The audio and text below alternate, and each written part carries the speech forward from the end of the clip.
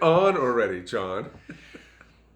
Okay, so we got topics. We got topics. You're listening to the Victor Stabin Project. This is the podcast of artist, painter Victor Stabin. Author, animator, educator. Yep, I do all those things, and we're going to sort of go over what's happening now, and a lot of those things get tipped on and will be tipped on in this conversation. So, John, to prepare me for this particular podcast, you made a list. First subtitle says, Happenings. I like that. Because I kind of grew up in the 60s and the 70s. Okay, so the first one says Ben Arthur, the first on top of the list. So what's going on with me is I'm working on my second animation. Why don't you ask me the name of it? What is the name of it? Okay, so it's called E equals MC cubed, which would be E equals MC 3. And it's about 15 minutes long. Anyway, it's about Albert Einstein's making of a refrigerator in Berlin in the 1920s. And Albert Einstein had a student at that time who was named Leo Szilard. Leo Szilard was brilliant, and he went on to patent the nuclear reactor. In 1922, in Berlin, a family was asphyxiated in the middle of the night because their refrigerator leaked toxic gas. Now you're supposed to gasp. My God. Well, what happened? Did that really happen? That really happened, yeah. Come on, participate. Well, but it's important. I don't want to cut you off, but it's important. You're allowed. Okay, so if people listening out there have seen the latest vlog we put out on YouTube on Monday, there's a sequence from this animation. And if they've seen that, or if they go check that out right now, you'll kind of get the sense that there's a surreal aspect to the animation. So when you're telling the story, I'm kind of sitting here going, well, how much of this is okay, so this is the true part. Right, the true part is 1922, family dies, they get asphyxiated. Szilard is emotionally affected by this. He's so smart, he says, I can make a refrigerator that is not going to have any toxic anything in it. So when it breaks, it's just broken. It doesn't kill the family. As a marketer, that sounds fantastic. To be the first one on the market to say, won't kill your family in the middle of the night. Will not kill your family in the middle of the night. So Einstein had real knowledge of the patent office because that was the first job he got out of school, out of university. And so he worked in the Swiss patent office for a while. He knew how to get anything patented. So supposedly Szilard and Einstein were partners. I kind of have a feeling that Szilard did most of the mechanics. They shared the patent together, and they actually made a refrigerator in 1922 in Berlin. That part of the animation is for real. The rest of the animation trips into fictional history that is very psychedelic. And I use the word psychedelic. It's a very powerful word. I'm not using it loosely. What we have is a clam in a fishbowl. The clam's name is Dave Quahogowitz. He's being voiced by Dave Davies from Fresh Air. And we have another fishbowl with an eel in it. And he's actually a loach. A loach is an eel that has tentacles coming out of its lips. And the clam is interviewing the eel. The eel is named Isaac Walterson, and it's actually Isaac Walterson is a spoonerized name, meaning everything's reversed, and the real biographer that the clam would be interviewing, if the clam was actually a human, would be Walter Isaacson.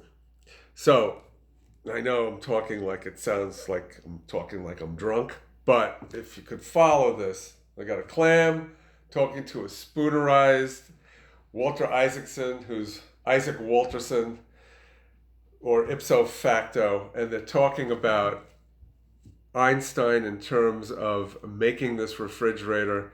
And the refrigerator is not just a refrigerator. It's a perpetual motion machine that is powered by a Daniell Doodle. Now we're getting even more psychedelic. The Daniell Doodle is a drawing that I have in my book, and it is basically a doodle that I put in a bowl that sits on top of this 1920s refrigerator that powers the refrigerator for 20 years. Every 20 years it needs a gallon of water. It is almost a perpetual motion machine. And when they lick the 1 gallon of water problem every 20 years, it will actually be a perpetual motion machine. So what happens in this animation is Einstein and Szilard make this product. They realize they're going to make a killing in the appliance business. And they make a microwave dishwasher. Nobody even heard of microwaves at the time. And then they make a Daniell Doodle powered stove. But history starts to happen. Hitler comes into power. Einstein and Szilard leave. They never come back. They leave the appliance business behind. And Szilard goes on to help Einstein write the letter that Roosevelt gets that tells him about atomic energy. And they launch the atom bomb project. Szilard patents the nuclear reactor. Einstein is Einstein with all the history attached to him. And so I'm working on this animation. I've been waiting 1.5 years to get back to it. My animator, who's named Ben Arthur, is brilliant. And he had to take a powder for financial reasons. I wasn't paying him as much as Stanford University is. So I can't imagine why. I don't know why. I have a big building. Aren't you basically the same thing? Right. So anyway, there's a lot of crazy pictures in this thing, and there's a lot of wacky turn of events, and it's kind of like a fever dream. And I think I'm making this for myself and anybody who wants to be visually delighted and mentally challenged. I think my goal for this animation is for somebody to look at it and go, what did I see? I have to see this again. So it's a very fanciful story. It's being told by a clam who's interviewing a loach, and it ends with the MC Square. Do you know who the MC5? Do you know who the MC5 is? Yeah, the rock band from the 60s. Garage rock. They are the proto... Aren't they Detroit?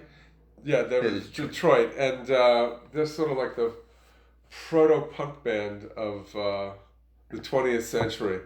They invented two-chord rock in like 1967. There you go. And they had this one song called Kick Out the Jams, Motherfucker. I'm familiar with it. And it goes like this.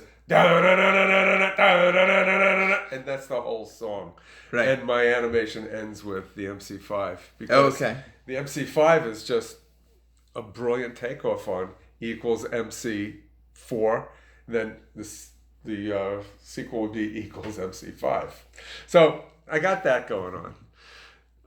Anything else you want to talk about? There's plenty of stuff to talk about. I mean, but like everything that you just said, I mean, I've seen it. People can check out a little bit of the work in progress. There's even more that I've seen.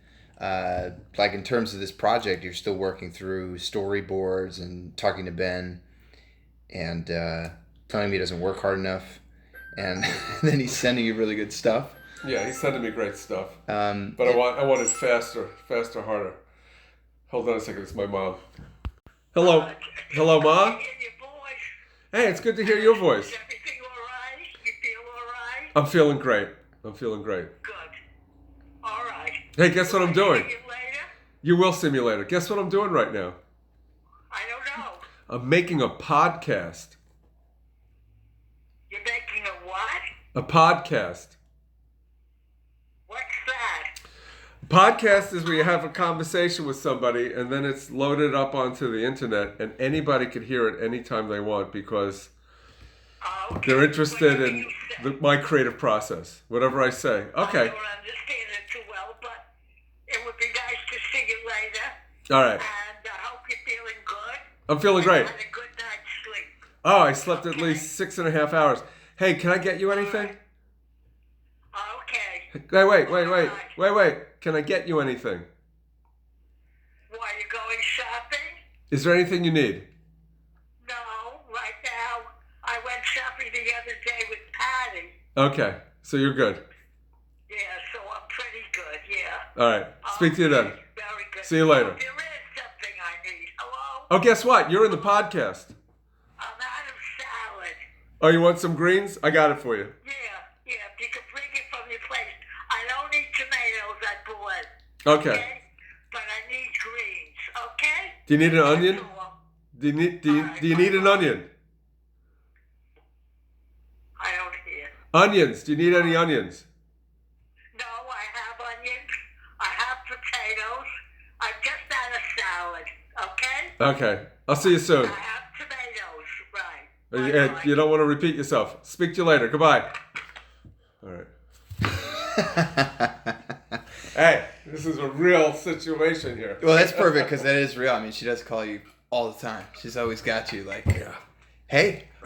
And I always pick up the phone. What are you up to? What's going on? Okay. Yeah, So, wanted to just hear your voice. So, Ben. So where are we? We're back on the animation. In the vlog, Ben was asking you to challenging you to kind of go down a more detailed road from the storyboards, which people can check out that video. But like more detail about that, how do you tell people about that? Well, okay. I'm just working with somebody now as opposed to making masterpieces in solitude. Ha ha ha. But when you work with other people, they have ideas. And even if they don't have ideas, they'll say something to you that'll give you an idea that makes the work better. And so he's been saying some things to me about this or that, and I've been looking at it with like a fresh eye and just re-examining certain details. Yeah. And yes, we spoke about it in the vlog. Yep. And I kept on using the word crystal ball. Crystal ball about 9 or 10 times. And we said that from now on, when somebody says crystal ball, there will be a sound. So all right, people are hearing that now. If you okay. Anyway, you're gonna have a crystal ball ping. If you say crystal ball, yeah. All right. So crystal ball is like the magic word. You ever watch You Bet Your Life with Groucho Marx? No. You say the secret word, the duck comes down. That's all over YouTube. I'm gonna have to go watch it. Just watch. I'm just gonna You have Bet to Your go Life watch with Groucho Marx and so the secret word. when Anyways, you crystal ball. Let's move on quickly. When you collaborate with people, sometimes they have ideas. Even if they don't, they say things that give you ideas, and oftentimes you're saying it makes the work better. It makes It makes the work so much better. I'm working with somebody who I think is smarter than me, and I feel like I'm at this point with him that I'm getting him at a point in his life where he still needs salaried work, but I foresee him as being somebody who working with his own idea and has people on salary because he's that talented. Like a very talented person who's going to start branching out. He could do his own stories. He could do his own Okay. animations. He could actually direct people himself because animation is so overwhelming. What other work has he done that people can check out? If we could send people over his way. Well, he did a lot of teaching videos for Stanford in the last year and a half. Well, I think they have some online for free, so you might be able to I don't know. I don't know where they are, but he did. Yeah. Joan found them. Joan, my wife. I was looking for an animator because I burnt out my local animators. And, if you're in Jim Thorpe, you can burn out local animators pretty fast. You went through the bad ones, and then you're like, can I have the guy from Stanford? Can I just... So he wasn't the guy from Stanford. He was actually... Excuse me. This was pre-Stanford. Yeah. So this has changed. Okay. It was a couple of years ago. He was the guy who actually worked for Brooke Gladstone and Radiolab, and he did a lot of work for NPR. So Joan Googled NPR animators, and the reason why she wrote in NPR animators is because My Talking Clam is an NPR broadcaster. Yeah. So she just... Go figure. Yeah. And search engine optimization worked anyway, out. So she found him, and he did this animation of Brooke Gladstone. It's a woman sitting in front of a microphone talking, and she's tossing her hand around expressively. She's gesticulating. And I was looking at the way he did the hands, and they were so deft. I think that's the word. They were so beautifully done. They were so gestural. They were so expressive. It's almost like you didn't have to hear the words. You could just look at the way the hands moved. And I thought anybody who could do that can do anything. Has got the stuff. He's got the touch. So I started working with him. And no pun intended with the hands. He has the touch, you know. Obviously, no pun intended. I didn't get it. But well, you got him. Yeah, but I got him. Hey, let's give him a hand. So, I started working with him, and we finished my first animation together. And what happened was, he said, if we did a second animation, it would be a lot better because we would do it from the beginning to the end. So we're in the process right now of picking up from where we left off before Stanford had kidnapped him. And hopefully this thing will get done within the next month and a half. And that first animation is the Benito's Finito.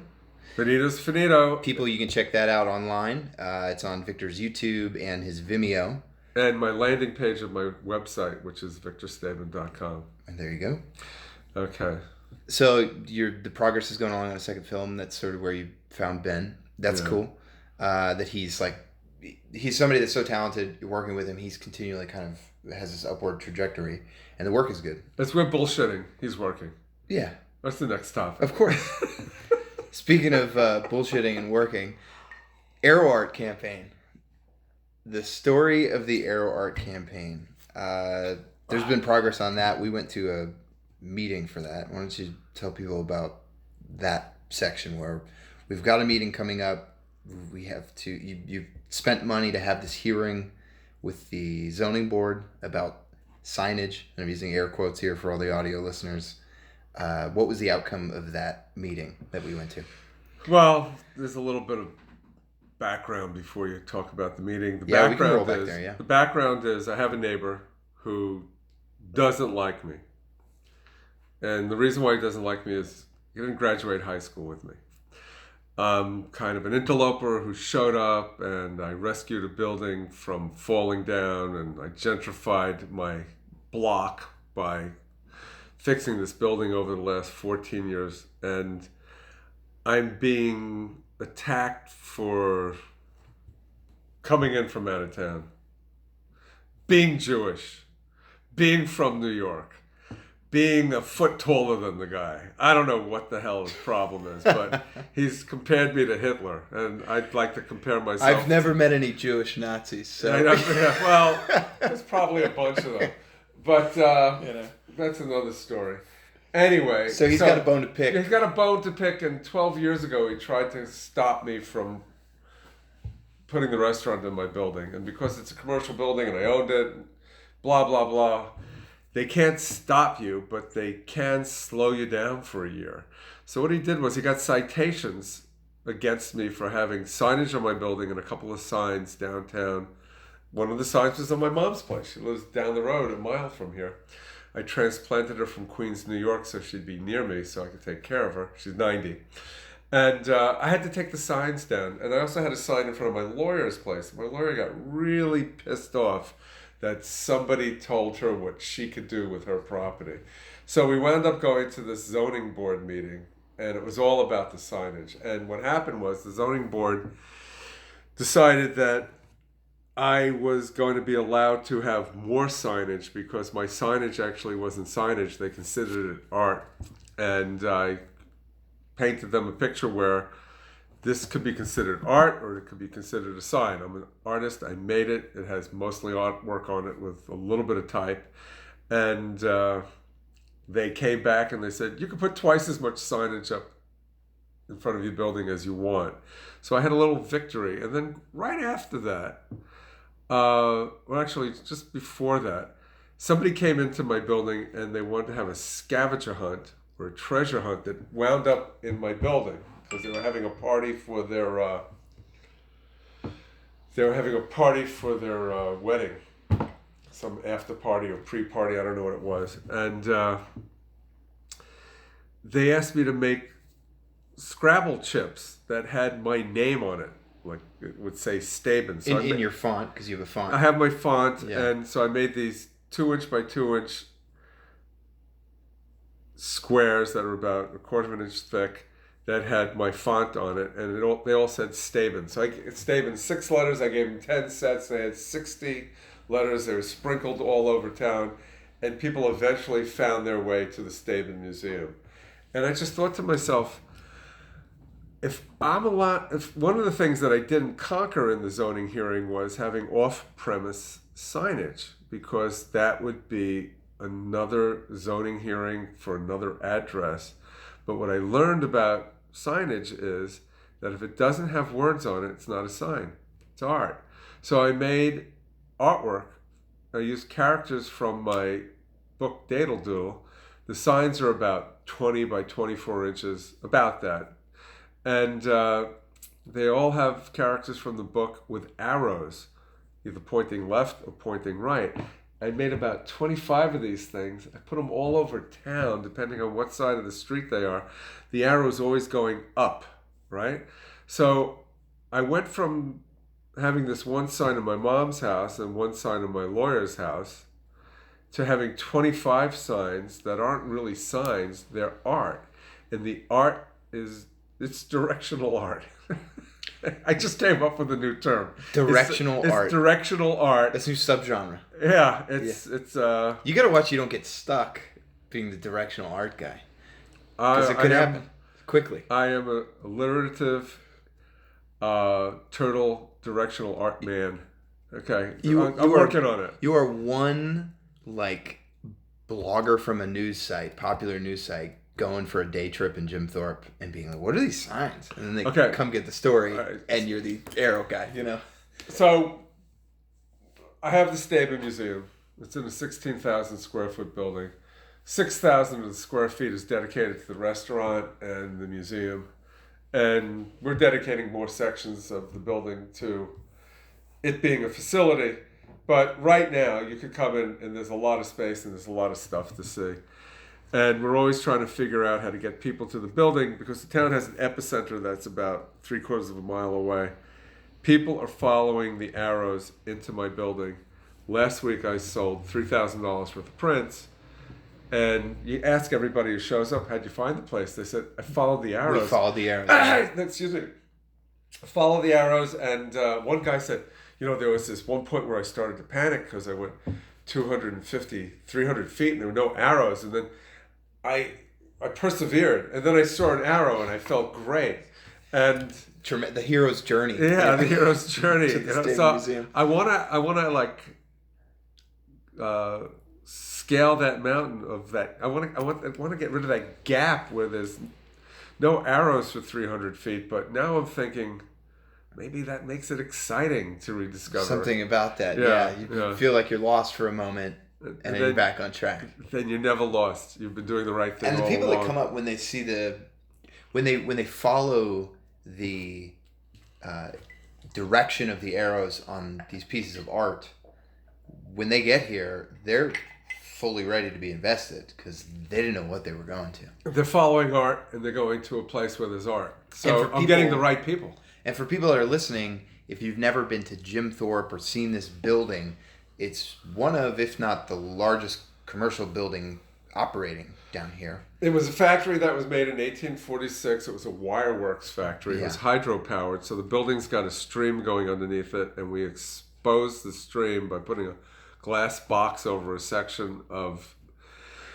that stream that was channeled like 150 years or so ago.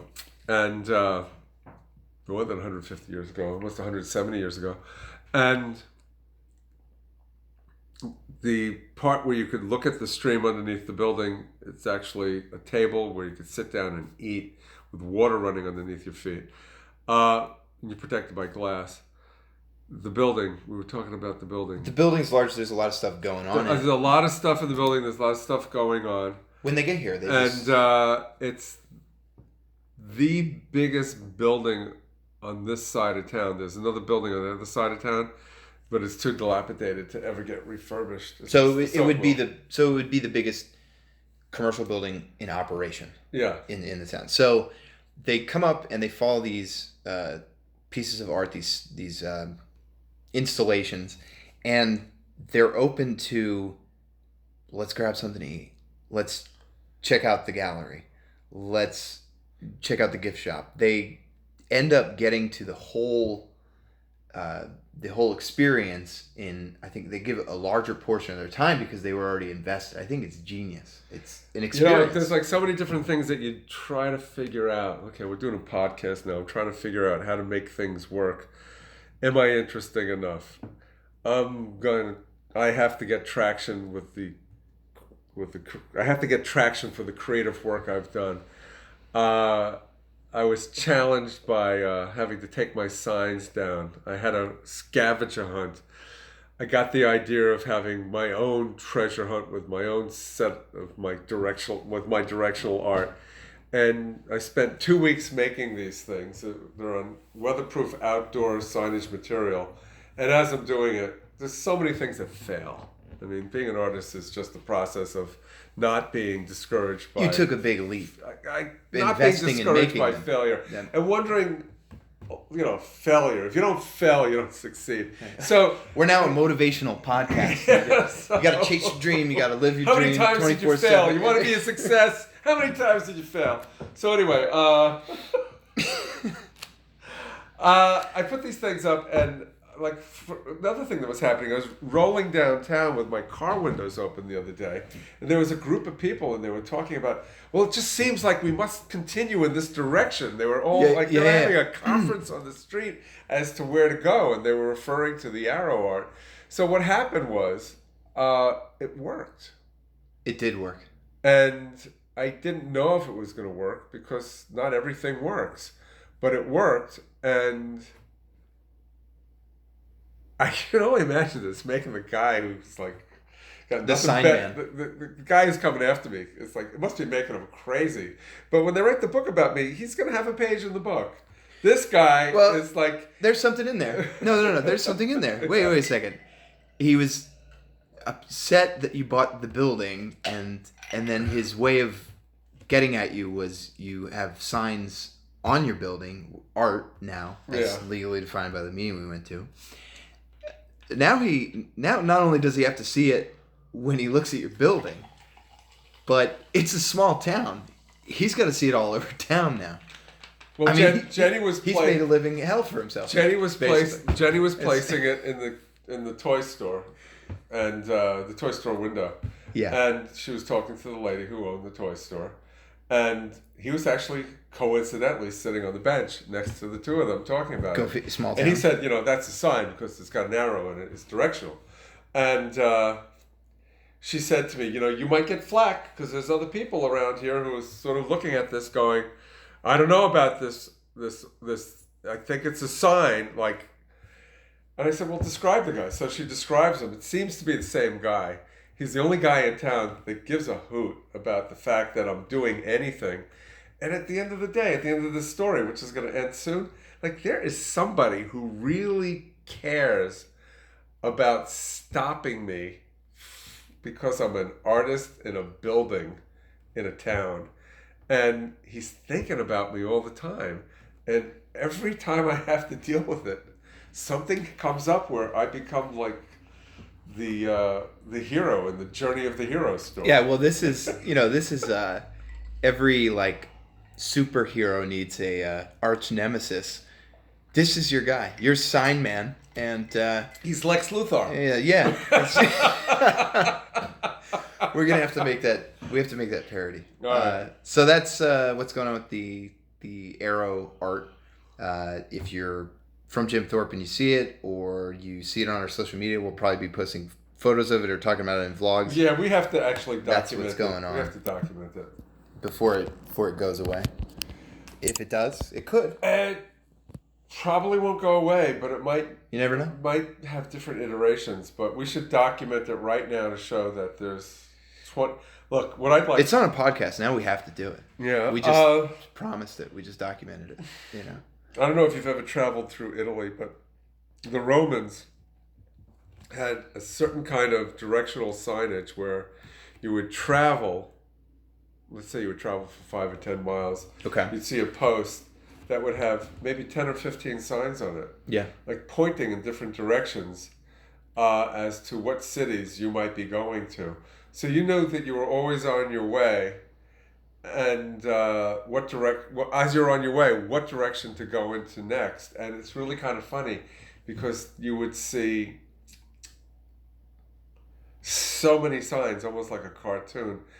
And I don't know how this relates to that, other than after I put up 24 signs, somebody said to me, maybe you did enough. And then I thought, it's working. I don't know if I can stop. You're addicted to signage. I'm addicted to signage, and which, it could be a lot worse. It has been a lot worse. You're going to end up one of those shows about my strange addiction. I've changed my addictions often. And they're going to be interviewing Joan. I wake up in the middle of the night, and he's printing out signs with arrows. And that's all he's doing. I'm driving with him, and he's stopping the car, and he's nailing something to a tree. Right? So I'm just thinking... I opened up the trunk of the car the other day, and there was a sign. So, how many miles out can I have signs where people will start to see them and start to realize... Stabin Museum, coast to coast, the beach, that's the end. That's where we stop. Superhighway, coast to coast. Route 66, interstate. Anyway, so let's move on from signs. So the other day you had... students walk in that were in your Daniell Doodle educational class. I mean, you did these for many years at the local high schools after it came out, the book. My book came out. I had it displayed in my building where every page of the book was framed and on a wall in one room. So I have a gallery dedicated to the book. Somebody from the Allentown Art Museum saw it, and they gave me a one-man show at the Allentown Art Museum, which was kind of a blast. So all of a sudden I'm in the middle of nowhere. I have a show in a museum. It's kind of like a mini metropolitan museum of art, and it's in the third largest city in the state of Pennsylvania. So that was it was a feather in my cap, and they do a lot of educational outreach. They asked me to be an artist in residence in different schools. And the first day I showed up as a teacher, I had 26 kids in my class. I didn't know what to do. I just figured I'll just come in and show my artwork and see what happens. I didn't know what kind of assignment they needed to give or what. You're not a teacher. Yeah. Well, I didn't know how to prepare. And I just thought, I'll be myself. I'll see what happens. 26 kids, I tell them, we're going to make an ABC book. Everybody's getting one letter. And I had them go through the process of looking through the dictionary to come up with words that they didn't know that gave them ideas. So if you were the letter A, you could come up with the abalone's abattoir. And that's somewhere on my Facebook feed. I should give it to you so you could put it on there, so if people are listening to this, they can see it right away. I'll repost that. Look for it on Facebook. And so these kids are learning new words, they're coming up with ideas. And I had such a big building with so many rooms in it that I would set up shows for them. So I'm basically in a backwater. It's culturally divided from the East Coast by the 100 miles we are from New York City. And so kids, kids I was teaching, they never went to an art opening. They a lot of them never went to art museums. And so all of a sudden, they're having their work seen in my building, and we were having openings for them. And my building keeps morphing from one thing to another thing, but I set up one room where I have all the sketches from the book on the top of the room, meaning from 6 feet up to the ceiling, and from about 6 feet down to the floor, I have rows of student artwork.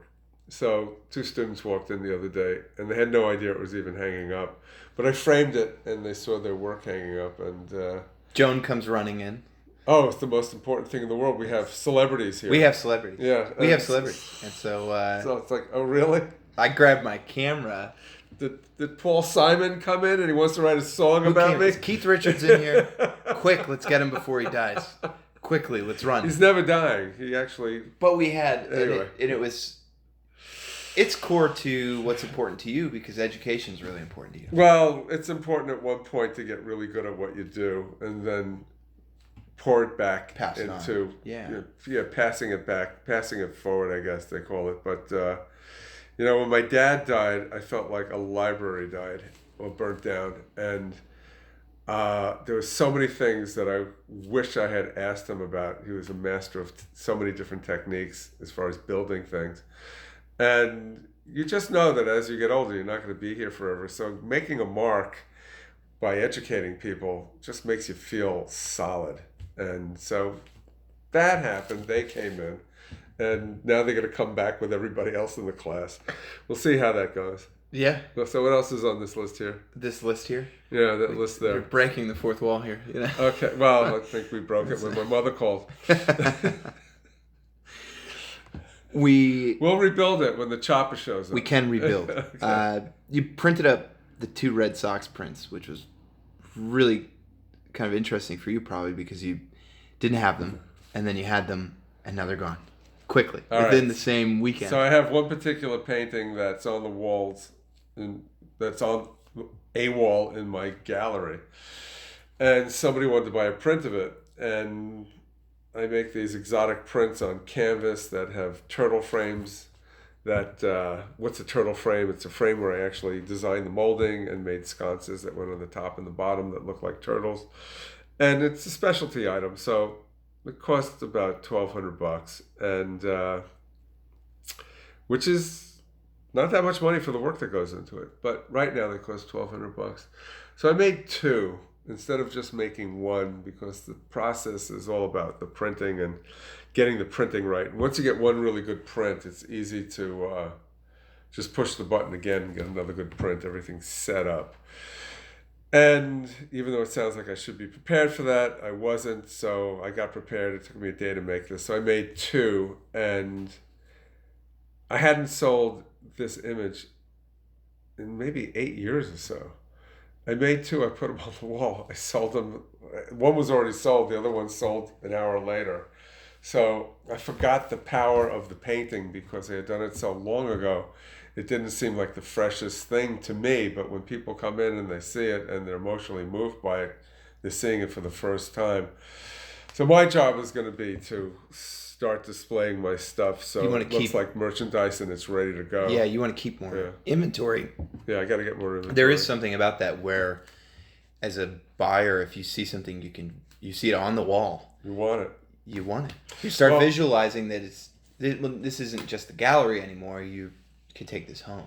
If I bring a bag of grapes home, and they're in the refrigerator, and they're on the stem, in the little plastic bag that has little holes, nobody eats them. If I take the grapes out of the bag, and I take them off the stem, and put them in a bowl, and I put them in a bowl, and I get rid of the bad grapes, they evaporate instantaneously. My family devours them. And I love watching them eat fruit. And it's the same thing. If you make it so somebody can grab it off the shelf, they do. And I have a lot of work that I can do that with, but at the same time, I want to do a lot of work. So my issue is, how much time do I spend personally reproducing my own work? And how much do you spend creating new work? And the riddle I have to figure out is how to get somebody to help me reproduce the old work so I can sell it to new customers while I'm making new work in my studio. And that is called what? It's a tipping point. It's a tipping point when it happens, but finding the right people to work with who love craft and technique is important because you got to create a great product. Yeah. It's bulletproof. Right. Can't have a scratch, it's something can't have a bubble. It's going to go in someone's home. It's going to go in someone's home. They're going to look at it and they're going to find every little detail, bump on it that doesn't belong there. And so I had the guy who bought it was buying, the first one was buying it for his wife. He was surprising her as a contractor. And I opened up the box. He said, "Wow." And then I closed the box immediately and he took it. As fast as you could. Nope, back in the box. It looks great. Check clear. Okay, take it out. You know what? Actually, when it goes on the wall, when you look at it in my studio, it's laying flat with a bank of fluorescent lights over it. And you could just see every wart and wrinkle and skin tag. But when you put it on the wall, they all disappear because it's not intense flood lighting and It's basically a beautiful product, but only God is perfect. And so we do the best we can. What's the next thing on the list? Last night you did your first Twitch stream. I set you up to stream and doodle. How was that experience? It was okay. Next question. No. It was just me doodling another day, but I had a camera on me. And I'm an inveterate, habitual doodler. You seemed like you got right into it. I get into it all the time. I'm doodling now. But even the narrating your process and like getting along with essentially a self-encased show. Oh, no. It wasn't because there was a camera on me with a microphone. If I was sitting in a room by myself, I'd be talking to myself going, now look at that interesting line. And look how it connects and fans out radially. Boy, look, you really have developed a technique over years. And then I'd say to myself while I was by myself, I remember when you were doing this when you were 14 years old. And look how more sophisticated your shapes have become. Yeah, I was explaining it. It was just, I've done it so many thousands of times that the idea of putting words to it is pretty easy.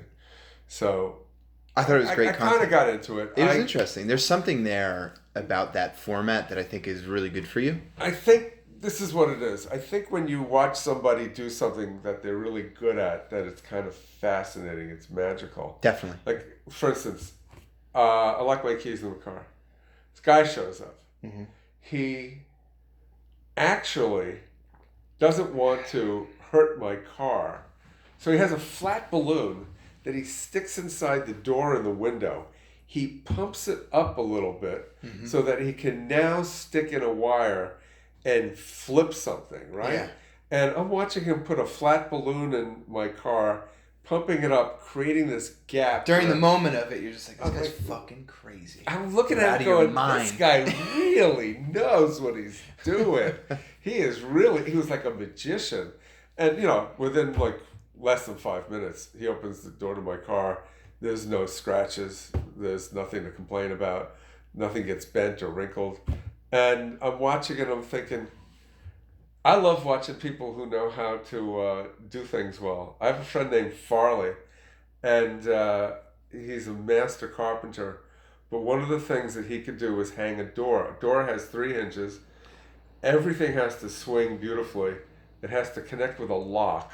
The lock has to match within like a 1/16 of an inch for the little nipple that sticks out on the side of the door that goes in the hole. And the frame's going to change with the weather. And there's all kinds of... And I watch him hang a door, and I am just mesmerized by it. And I tell him, I can't believe how beautiful it is to watch you hang a door. And he looks at me like, there's something wrong with you. You're looking at... But so I'm going to need to buy another door. What? I'm going to need to buy another door just so I can see you We should follow Farley and do a vlog of Farley hanging a door. But nevertheless, you get to see me doodle. You get to see me do something that I've kind of perfected a little bit as far as rendering goes.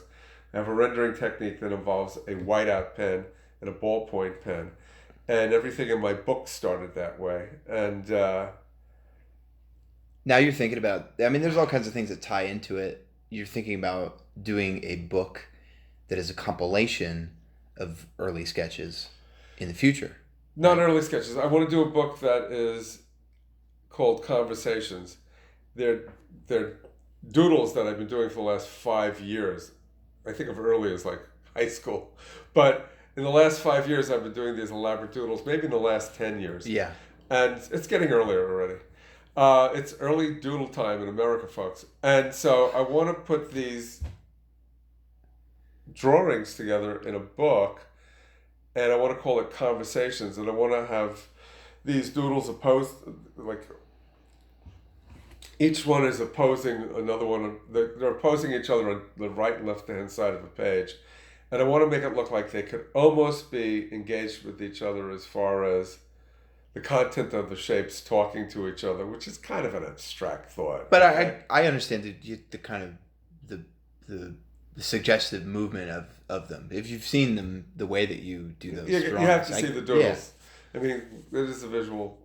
And we're talking about something that's visual that is hard to explain because... Well, it's fine. A lot of this stuff is, like today we posted the sketches on your Instagram. So your podcast is a companion to a lot of your other media. So, no words in the book. I want to call the book Conversations. Conversations, and there's no because words. I think that's very clever. That's very... And my doodles are talking to my doodles. Right. And they're doing things that doodles do that we don't do because we're not doodles. What do doodles do? Doodles do what doodles do. I don't know what doodles do. I'm not a doodle. I got to be working on that material. I'm ready for it. That's amazing dead air. I just want to appreciate that dead air right there. Because I said that, and you're like, oh, I catch the ball. Let me say back what you said. And then there's got to be a punchline somewhere there. Well, do you ever meet somebody, you ask them a question, and they just repeat the question to you? Yeah, politicians.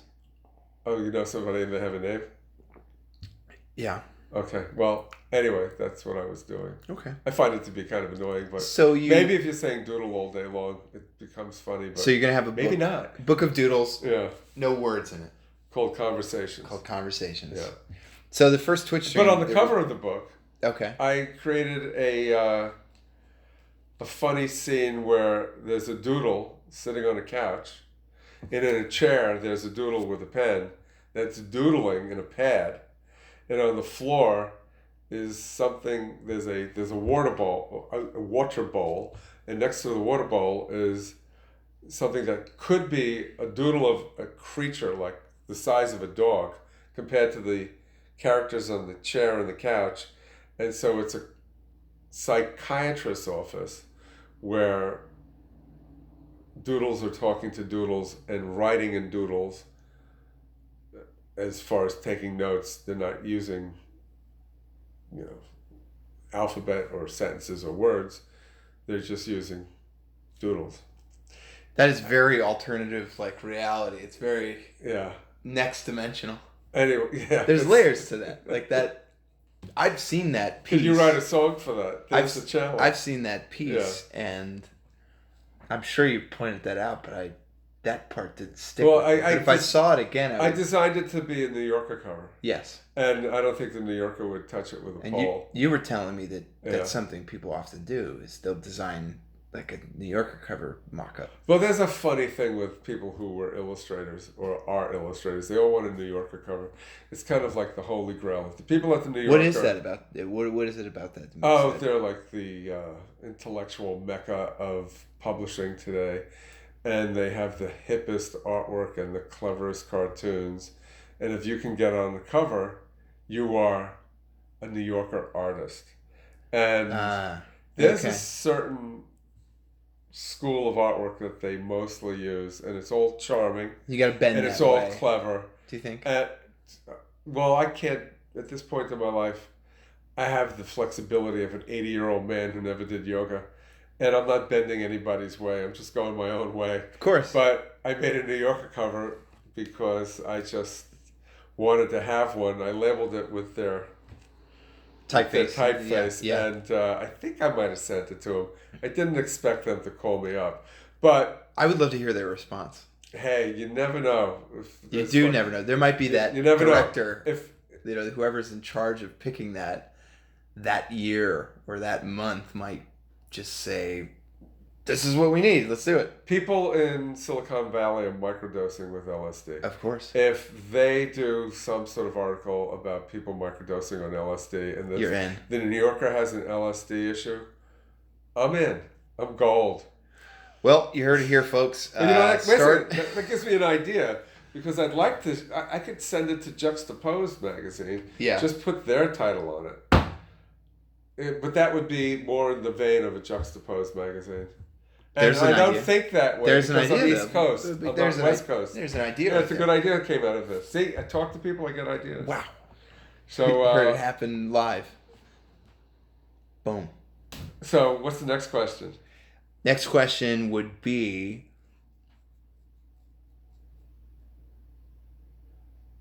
what's it like still on the social media side of thing? What is it like in the last 2 months to go from not producing any content to actively being on 10 platforms, which is what you're on now? it's a leap of faith.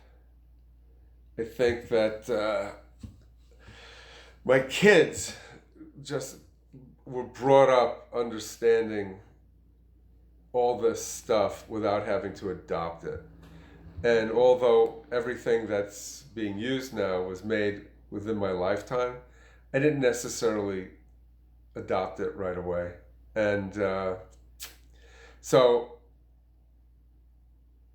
it really seems that if you want to get traction and you want to do it in a way where you're not relying on somebody else, which is it's strange being an artist, because if you go out into the world as an artist and you want to rely on other powers and gatekeepers, you have to be prepared for everybody in the world's telling you, this is not the right fit. Oh, we think your work's fantastic. Oh, But, the content's fabulous. Somebody's going to find you, but it ain't going to be us, folks.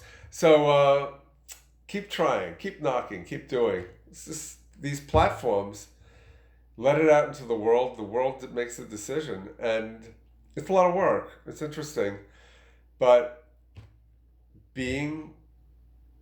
promoting yourself is very important. And if you don't, I think you're crazy. Like, you can be, what? Well, put it this way, if you're living in a world where Facebook can be used as a jumping off point to swaying public opinion in elections, if you're not on Facebook, you don't exist. I think you're crazy if you don't promote yourself. And what I mean by that is you're spinning your own wheels inside your own house. You're believing in yourself. You're going forward every day, because that's what I am. I work as an artist and I'm making things every day. You have to, yeah. And you're having these great ideas that are just solitary. They don't mesh with the outside world. And one of the things I do, and I think I do this very consciously, is make things that people will enjoy. Is make things that a broad audience will enjoy. And so I'm constantly thinking, because of my history as an illustrator, you make something for a client that is going to communicate the client's message. And the broader the audience that you can communicate with, and the smarter you look, the better you're going to get paid, and that the more jobs you're going to get. And so doing that for 25 years was just fine. But then crawling into my own world and doing my own work was just a joy that I figured out how to do one way or the other. And there was a time, I think David Byrne says it in one of his songs, he goes, I know when to stay home and I know when to go out. There's a time to stay home and make artwork, and then there's a time where you have to go out of the house. And social media is just basically going out of the house. Basically. Yeah. So I mean, most people are looking at their phones all day anyway. And there is a point where you could be doing too much of it too. And that's a worry. Where if you're doing too many vlogs and too many podcasts and too many of this. You better have the goods. You gotta have the goods. I have right now you have the goods. I have enough goods where I don't have to make anything for the next 5 years, and we could do these and show new artwork for 5 years. Yeah. At a pace where people will go, hey, this guy's really making a lot of stuff. He's making it happen. But it's just in my vault, and I'm taking it out of my vault as I'm still making stuff. This animation that I'm making has so many people ask me why you don't paint anymore. I'm going to get back to painting. I want to get back to painting. I want to paint. I painted a little bit the other day. You promised. You scheduled. You said you put a deadline on something. I know. I got to do it. You're stuck. But this animation that I'm making has 100 new images in it that are crazy. And they're crazy cool. And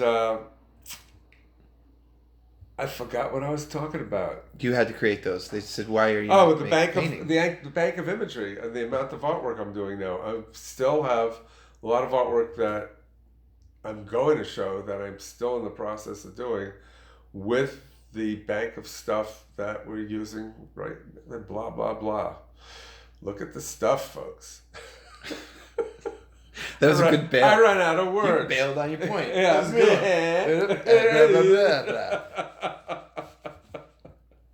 I always feel bad about not having enough work, and I'm always doing more work. And people say to me, you don't have enough paintings, but I have so much work that it's sort of like, what particular part of the bodies of work that I created you're looking at any particular point. I'm not making any sense now. It's definitely time to sign off. Just want to mention to everybody you can follow Victor Stabin on most of the major social media platforms. It's at Victor Stabin or / Victor Stabin. We'll be putting out the podcast every Thursday, Monday and Wednesday. Check us out on YouTube for the vlog. And Tuesday, he'll be streaming on twitch.tv.